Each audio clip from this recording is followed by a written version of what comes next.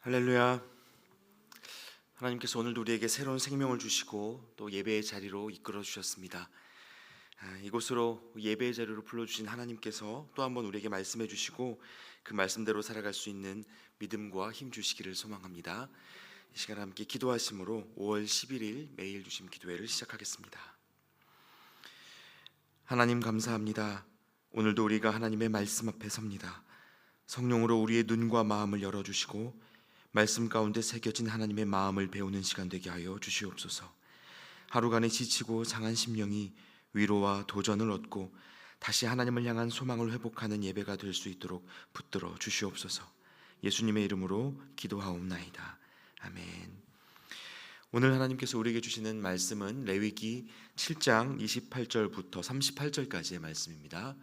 레위기 7장 28절부터 38절까지의 말씀을 봉독하겠습니다. 여호와께서 모세에게 말씀하여 이르시되 이스라엘 자손에게 말하여 이르라. 화목제물을 여호와께 드리려는 자는 그 화목제물 중에서 그의 예물을 여호와께 가져오되 여호와의 화제물은 그 사람이 자기 손으로 가져올지니 곧 그 제물의 기름과 가슴을 가져올 것이요 제사장은 그 가슴을 여호와 앞에 흔들어 요제를 삼고 그 기름은 제단 위에서 불사를 것이며 가슴은 아론과 그의 자손에게 돌릴 것이며 또 너희는 그 화목제물의 오른쪽 뒷다리를 제사장에게 주어 거제를 삼을지니 아론의 자손 중에서 화목제물의 피와 기름을 드리는 자는 그 오른쪽 뒷다리를 자기의 소득으로 삼을 것이니라. 내가 이스라엘 자손의 화목제물 중에서 그 흔든 가슴과 든 뒷다리를 가져다가 제사장 아론과 그의 자손에게 주었나니 이는 이스라엘 자손에게서 받을 영원한 소득이니라. 이는 여호와의 화제물 중에서 아론에게 돌릴 것과 그의 아들들에게 돌릴 것이니 그들을 세워 여호와의 제사장의 직분을 행하게 한 날 곧 그들에게 기름 부은 날에 여호와께서 명령하사 이스라엘 자손 중에서 그들에게 돌리게 하신 것이라. 대대로 영원히 받을 소득이니라. 이는 번제와 소제와 속죄제와 속건제와 위임식과 화목제의 규례라. 여호와께서 신의 광야에서 이스라엘 자손에게 그 예물을 여호와께 드리라 명령하신 날에 시내 산에서 이같이 모세에게 명령하셨더라. 아멘. 네, 오늘은 어제에 이어서 화목제물을 드릴 때 주의해야 할 그 규례, 그 두 번째 내용을 함께 살펴봅니다. 화목제사로 드려지는 감사의 제물이 제한된 특정 부류의 사람들만을 위한 것이 아니라 모든 사람을 위한 것으로 나누어지고 또 흘려보내어져야 하는 그런 특징이 있다고 어제 우리가 말씀을 나누었습니다. 그런데 오늘 말씀에 보니까 하나님께서 화목제물을 드리려고 하는 자에게 특별히 당부하시는 또 한 가지 말씀이 있습니다. 29절부터 30절까지의 말씀에 보시면 화목제물을 여호와께 드리려는 자는 그 화목제물 중에서 그의 예물을 여호와께 가져오되 여호와의 화제물은 그 사람이 자기 손으로 가져올지니라고 되어 있습니다. 특별히 이 화목제물을 드릴 때에 직접 자기 손으로 그 예물을 가지고 나아오라는 이 권고를 주고 계신 겁니다. 어쩌면 여러분 제사 드리는 자가 자기의 제물을 직접 가지고 나오는 일이 굉장히 당연한 일처럼 보일 수 있습니다. 그러나 실제로 이 보통의 사람들이 흠없는 상태를 유지하면서 그 제물을, 그 흠없는 짐승을 제사장 앞까지 잘 이동하여서 가지고 오는 일은 그렇게 쉬운 일은 아니었습니다. 생각해 보시면 이 얼마나 긴장될 만한 일인지 느끼실 수 있을 것 같습니다. 하나님이 받으시는 제물은 흠없는 제물이어야 했는데 이 일반 사람들이 이것을 다룰 줄 모르는 일반 사람들이 이 짐승을 흠없는 상태로 하나님께로 가지고 오려면 정말 많은 수고가 뒤따랐다는 것입니다. 그래서 이 제물이 될 짐승을 옮길 때에 여러 사람의 도움을 받기도 했었고 또 부자들의 경우에는 좀 여러 사람, 그 일꾼들을 불러서 고용을 해서 그렇게 제물들을 옮기기도 했었습니다. 그러나 하나님께서 오늘 말씀하시기를 이 화목제물의 제물만큼은 자기 손으로 가지고 와라 이렇게 명령하셨다는 거죠. 여러분 이것이 무슨 뜻입니까? 제사 드리려는 사람이 예배를 준비하는 과정에서 자기의 힘과 마음을 직접 쏟아야 한다는 것입니다. 제물 하나 잡아 드린다고 끝날 일이 아니고요. 그것을 드리는 과정에서 예배하려는 사람의 직접적인 헌신이 그 가운데 있어야 한다는 것입니다. 제사를 드리려는 자가 누구인든지 상관없이 나이가 많은 사람이든 적은 사람이든 그가 가진 재물이 많든 적든 유명한 자이든 무명한 자이든 하나님께 화목제를 드릴 때에는 자신이 직접 자신의 감사제를 하나님 앞에서 드려야 한다는 것입니다. 여러분, 이 시대에 우리는요, 때로 나 자신의 이름이 아닌 나를 둘러싼 환경이 부여해준 이름으로 살아가는 경우가 많습니다. 누군가의 부모로, 누군가의 아내이자 남편으로, 또는 교회의 직분자로 삽니다. 그래서 여러분 자신의 이름으로 불려진 적이 언제 있으신지 한번 생각해 보십시오. 여보, 엄마, 아빠, 장로님, 권사님, 이런 이름들로 우리가 불리며 사는 거죠. 우리를 두르고 있는 많은 이름과 직함과 역할들이 있습니다. 우리는 그것들에 둘러싸여서 때로는 진짜 내가 누구인지를 모른 채 살아가기도 합니다. 그러다 보니 어느새 하나님 앞에서까지 내가 아닌 다른 이름으로 나아가는 데에 익숙해질 때가 있다는 거예요. 그러나 여러분, 하나님은 우리를 둘러싸고 있는 모든 허울들을 걷어내시고 있는 모습 그대로의 우리 자신에게 주목하시는 분이십니다. 여러분이 저를 목사님 하고 불러주시죠. 그러나 제가 하나님 앞에 감히 목사라는 이름을 가지고 설 수 있겠습니까? 저는 여기에선 목사이지만 집에서는 남편이고 아빠입니다. 저는 가정과 교회를 오가면서 주로 그 이름 안에서 살아갑니다. 그러나 여러분, 저는 하나님 앞에서는 그냥 저 자신입니다. 하나님이 주신 생명으로 하나님을 의지하지 않으면 살 수 없는 그냥 연약한 한 사람에 불과합니다. 그래서 여러분, 우리가 하나님 앞에 제사를 드리고 예배할 때는 자기 손으로 가져가야 할 그 재물이 있는데 그것은 우선적으로 계급장을 뗀 있는 그대로의 자기 자신이라는 겁니다. 하나님은 우리가 드리는 어떤 재물보다 그 재물을 드리며 예배하는 저와 여러분 자신에게 관심을 두고 계신다는 사실을 여러분 반드시 기억하시길 바랍니다. 우리는 하나님 안에서만 온전한 나 자신을 발견할 수 있고 있는 그대로 우리를 받아주시는 하나님의 품을 경험할 수 있습니다. 그러니까 하나님과의 화목을 누리는 이 화목의 제사, 이 예배는 철저히 자발적인 헌신과 믿음의 결단을 필요로 하는 것입니다. 누가 대신해 줄 수 있는 것이 아니고 우리 각자가 하나님과의 1:1 관계 속에 머물러 있을 때 우리가 예배할 수 있다는 거예요. 그래서 여러분, 훗날 예수님께서 제자들을 부르실 때도요, 누구든지 나를 따르려거든 자기 십자가를 지고 나를 따를 것이니라 라고 말씀하셨습니다. 자기 십자가는 때로 우리를 죽을 것 같은 아픔으로 이끕니다. 우리가 어떤 존재인지를 있는 그대로 직면하는 것은 쉬운 일이 아닙니다. 그러나 그것은 이내 우리를 부활로 가는 그 길을 우리에게 보여준다는 것이죠. 그러나 여러분, 참 안타깝게도요, 이 시대가 예배 중 객이 되기가 참 쉬운 시대입니다. 코로나 이후에 온라인 예배가 가능해지고 우리가 어디에서든지 말씀을 듣고 예배할 수 있게 되었죠. 주님을 멀리서도 바라볼 수 있는 시대가 되었습니다.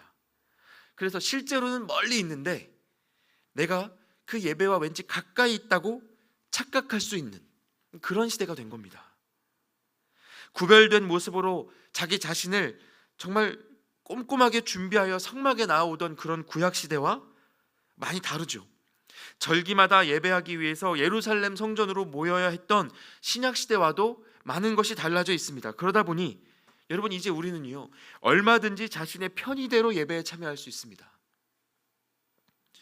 세상에서도 자신이 예수님을 믿는다는 사실, 교회를 다닌다는 사실 굳이 티내지 않고도 불편하지 않게 신앙생활할 수 있습니다. 여러분, 온라인 예배에 참여하시는 동안 여러분 자신의 모습이 어땠는지 한번 회상해 보십시오.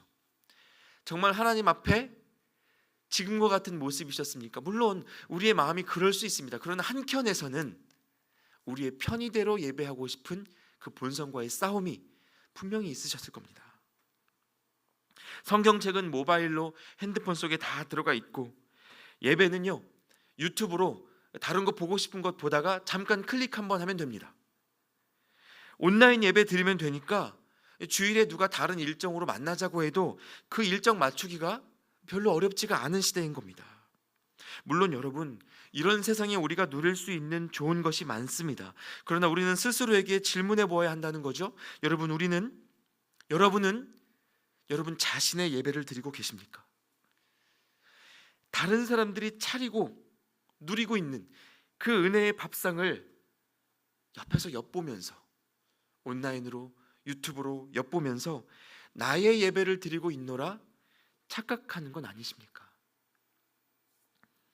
혈루증에 걸렸던 한 여인이요, 붐비는 인파 속에서 예수님이 지나가시는 것을 목격했을 때 그 옷자락에 슬쩍 손을 대고 빠졌습니다. 병은 나았죠. 병 낫는 데에는 그것으로 충분했습니다. 그러나 주님은 그냥 지나치지 않으시고 그 자리에서 멈추셨습니다. 그리고 뭐 하셨습니까? 지금 내 옷에 손을 댄 자가 누구냐고 물으셨어요. 주님과의 만남, 그 예배의 자리에서 객이 되지 말고 네가 앞으로 나아오라고 부르신 겁니다. 오늘 내가 너를 만나기 원한다고 말씀해 주신 거예요. 여러분 꼭 기억하시길 바랍니다. 우리가 드리는 매번의 예배는 우리 모두를 위한 예배이기도 하지만 하나님 편에서는 여러분 한 사람만을 위한 예배이기도 하다는 사실이에요. 내 옷자락에 손을 댄 자가 누구냐고 물으시는 그 주님 앞에 여러분 이제 손을 들고 대답하셔야 합니다. 주님, 저 여기 있습니다. 제가 주님 곁에서 주님을 만졌습니다. 주님의 은혜가 필요한 자가 바로 나입니다. 이렇게 손을 들고 응답하며 나오셔야 하는 거예요. 여러분 이러면요, 아마 이전보다는 조금 불편하실 수 있습니다. 아마 지금 이 온라인으로 예배에 참여하고 계시는 분들도 아니 나 지금 여기서 예배 잘하고 있는데 왜 자꾸 나오라 그런가, 불편한 마음을 경험하실 수도 있을 겁니다. 적당한 거리를 둘 수 있어서 참 좋았는데 이 조직에 너무 깊이 들어가긴 싫은데 하는 생각이 들 수도 있습니다. 그리고 여러분 가까이 나오시면요, 주변의 시선도 좀 달라집니다. 제가 어린 시절 모태신앙이 아니었습니다. 제가 저희 가정에서 처음 신앙생활을 하는 사람이었는데 제가 신앙생활에 열심을 내니까 주변에서 많이 하시던 말씀이 있었습니다.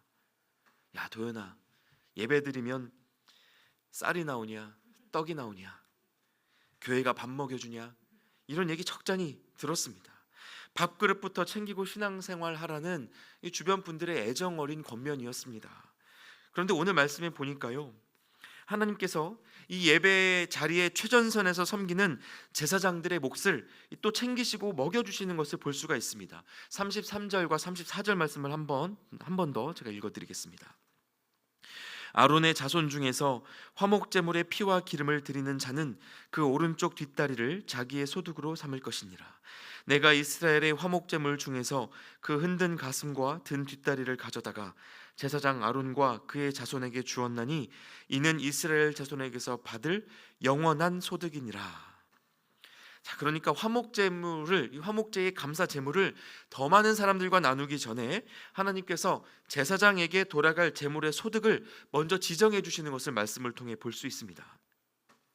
그 고기의 특정 부위까지 지정을 해 주시는데요, 화목제물의 가슴과 오른쪽 뒷다리 부위입니다.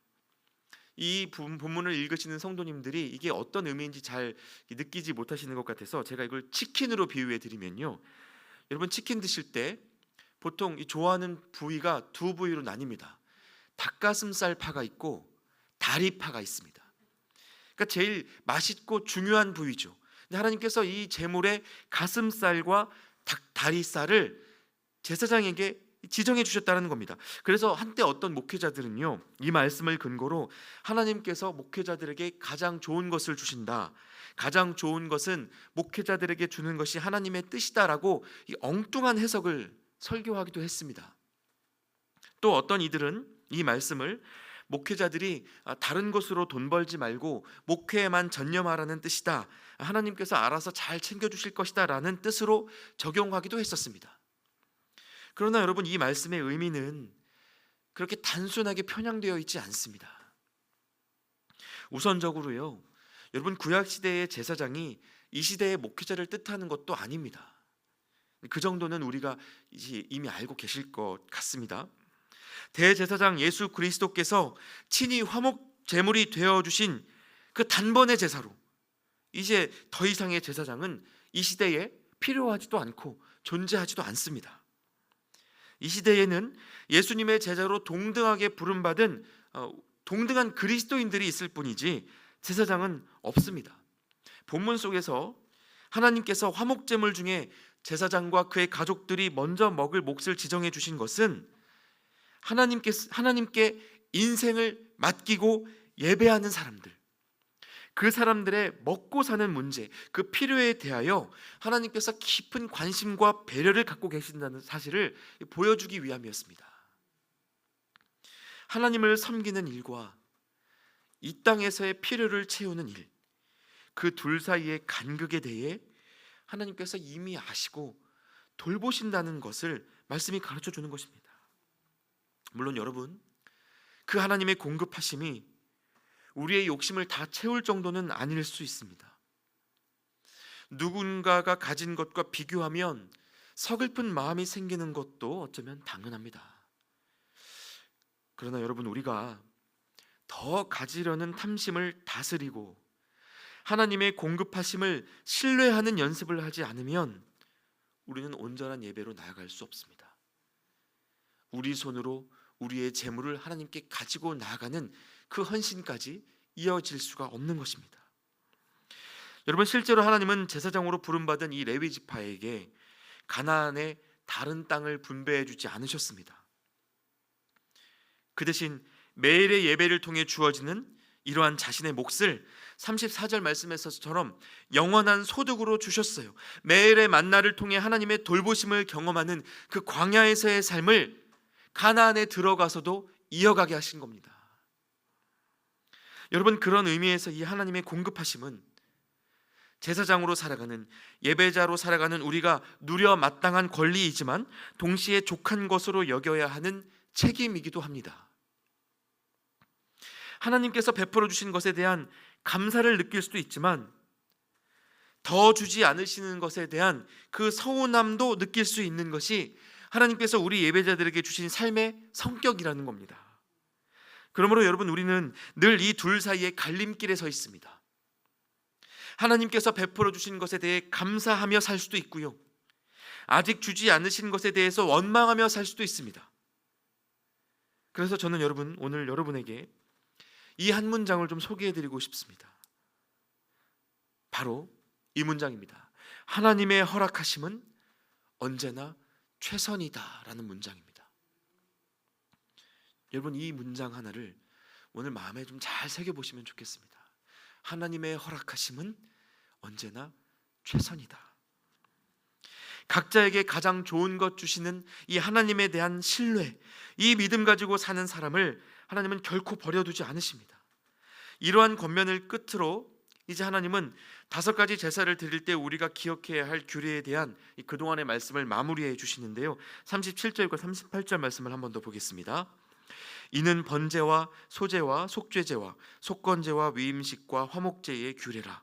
여호와께서 시내 광야에서 이스라엘 자손에게 그 예물을 여호와께 드리라 명령하신 날에 시내 산에서 이같이 모세에게 명령하셨더라. 자, 이렇게 가나안을 향해 광야길을 걷고 있는 이스라엘 백성들을 향해 제사법에 대해 하나님께서 전해주셨던 그 수업, 예배에 대한 가르침이 모세에게 다 전달되었습니다. 여러분, 이건 아담의 범죄 이후에 인간에게 주어진 가장 놀라운 일이었습니다. 이스라엘이라는 민족 전체가 하나님의 언약 백성으로서 예배 사역을 시작하고 하나님과의 관계 속에서 살아갈 수 있는 길이 열렸기 때문입니다. 그러나 여러분, 오늘의 우리가 알다시피 이것은 완성이 아니라 불완전한 시작에 불과했습니다. 왜 그렇습니까? 제사에 대한 하나님의 규례, 이 율법이 주어졌지만 사람에게는 이대로 모든 율법을 지키며 예배할 만한 지혜나 능력이 없었기 때문입니다. 수많은 사람이 자신을 정결하게 지켜내지 못해서 예배 중에 목숨을 잃어버리는 일이 이 이후로도 수없이 일어났습니다. 그래서 여러분, 이 율법은요, 우리가 스스로 구원에 이를 수 없다는 그 진리를 더욱 분명하게 직면하게 만들었습니다. 하나님 없이는 살 수 없지만 하나님 앞에서도 똑바로 살 수 없는 그런 우리의 답답한 실체를 드러내 버린 겁니다. 그리고 여러분, 이것이 우리가 구원을 은혜라고 말할 수 있는 이유가 되는 것입니다. 방법은 알았지만 따를 수가 없었습니다. 길은 알려주셨지만 순종할 만한 지혜나 능력이 사람에게 없었다는 거예요. 그럼에도 불구하고 오늘 우리가 이렇게 이 자리에 여전히 살아서 예배할 수 있는 이유가 무엇입니까? 사도 바울이 로마서 3장 25절에 이렇게 이야기합니다. 이 예수를 하나님이 그의 피로써 믿음으로 말미암는 화목제물로 세우셨으니 이는 하나님께서 길이 참으시는 중에 전에 지은 죄를 간과하심으로 자기의 의로우심을 나타내려 하심이라. 우리가 지금까지 함께 묵상했던 화목의 제사, 수많은 사람들과 나누도록 명령받았던 그 감사의 제사, 여러분, 그 마지막 제물은 결국 하나님 자신이고 독생자 예수 그리스도셨습니다. 하나님은 결국 이러시려고 스스로 제물이 되셔서 우리에게 그 십자가의 가치와 은혜를 알게 하시려고 이 레위기의 제사법을 자신의 백성들에게 알려주기 시작하셨던 겁니다. 여러분, 이 사랑을 기억한다면 오늘 우리가 우리의 수고로 하나님 앞에 제물을 가지고 나아가는 것, 있는 모습 그대로를 하나님 앞에 내어드리는 것, 해볼 만한 일입니다. 제물의 가슴과 뒷다리 같은 우리의 소득, 그거 조금 부족해도 괜찮습니다. 하나님의 사랑은 오늘도 변함없이 우리를 위하시고 돌보시고 계시기 때문입니다. 여러분, 이 하루 그 하나님의 마음 안에서 풍성한 은혜를 누리며 살아가실 수 있기를 우리 주님의 이름으로 축원합니다. 함께 기도하겠습니다. 하나님, 오늘 우리에게 말씀해 주시고 친히 화목제물 되신 예수 그리스도의 은혜를 기억하게 해주셔서 감사합니다. 날마다 우리를 돌보시고 모든 것을 내어주신 하나님의 마음을 우리가 잊지 않게 하시고 주어진 환경 속에서도 하나님의 허락하심은 언제나 최선이라는 믿음의 고백을 갖고 걸어가게 하여 주시옵소서. 그렇게 있는 모습 그대로의 나를 하나님 앞에 드리며 온전한 예배자로 세워질 수 있도록 우리와 함께하여 주시옵소서. 예수님의 이름으로 기도하옵나이다. 아멘. 계속해서 각자의 기도 제목으로 기도하며 하나님 앞으로 나아가도록 하겠습니다.